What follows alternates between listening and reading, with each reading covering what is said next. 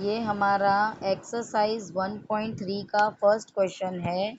ऐसे क्वेश्चन हम कैसे सॉल्व करेंगे that I will explain you the concept. First of all question is prove that root 5 is irrational. Now हमें ये prove करना है। तो सबसे पहले जब हमें प्रूव करना होता है तब मुझे कुछ एजम्पशन बेसिस स्टार्ट करने होंगे। So I will assume, let us assume the contrary that root 5 is rational। सबसे पहले मैं इसको रैशनल नंबर ऐसा मैं एजम्पशन करूंगी कि जो रूट 5 है वो रैशनल नंबर है। ओके, तो रैशनल नंबर अगर रूट 5 होता है तो मुझे उसको कौन से फॉर्म में लिखना होता है, a अपॉन बी या तो p upon Q, where a and b are coprime numbers. Right, यहाँ पे ये प्राइम नंबर्स होने चाहिए। तो मैं क्रॉस मल्टीप्लिकेशन अगर करती हूँ, root 5b is equal to a, squaring both side. Why we are squaring? Because we have to remove root from 5। तो रूट निकालने के लिए मैं बोथ साइड स्क्वायरिंग करूंगी। तो 5 और रूट जो है रूट निकल जाएगा। तो 5 root 5b square is equal to a square. a square is divisible by 5। तो a is equal to 5c मैं लिख सकती हूँ। Why? Because c is an integer. अभी यहाँ पे c कहाँ से आया? सबसे पहले तो आपके माइंड में ये क्वेश्चन आएगा कि c कहाँ से आता है। c जो है वो मुझे कोई भी एक इंटीजर लेना है। प्रीवियसली सम्स में मैंने आपको बताया था कि जब हमें a इज इक्वल टू हम b इंटू सी करते थे तो यहाँ पे a is equal to 5c मैं लिख सकती हूँ क्योंकि c कोई एक इंटीजर होगा, ऐसा एजम्पशन बेसिस पे है।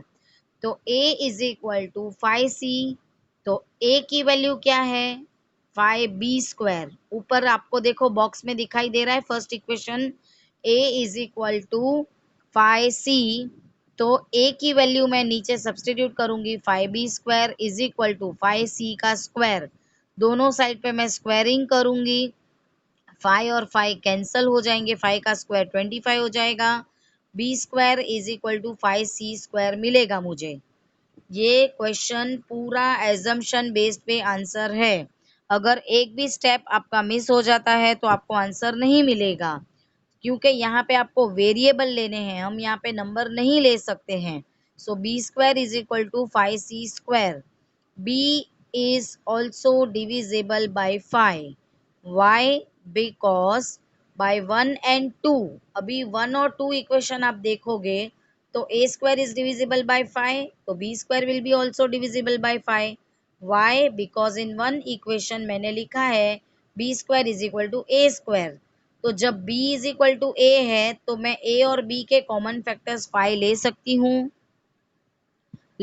ना कॉमन फैक्टर 5। तो यहाँ पे अगर मैं दोनों को कॉमन लेती हूँ तो bye 1 and 2 a and b is having common factor 5। तो this contradiction is arisen because of our incorrect assumption। अभी हमारा जो assumption था, हमने क्या assumption किया था कि रूट 5 जो है वो रैशनल नंबर है, बट हमें प्रूव क्या करना है कि रूट 5 जो है वो इरेशनल नंबर है।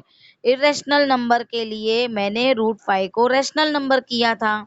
तो मेरा एजम्पशन जो है contradiction, that is completely incorrect assumption. तो लास्ट में मुझे ऐसे लिखना है कि this contradiction is arisen because of our incorrect assumption. So root 5 कभी भी रैशनल नंबर नहीं होगा। Root 5 is always irrational number, जो हमें प्रूव करके बताना है। देखो हम लिख सकते हैं, मैंने उसका ऑपोजिट, पहले तो आपको जो रैशनल बताया गया है उसको एजम्पशन इरेशनल करना है, जो इरेशनल बताया गया है उसको रैशनल करना है। तो हमने फर्स्ट स्टेप क्या किया कि रूट 5 जो है उसको इरेशनल आपको बताना है।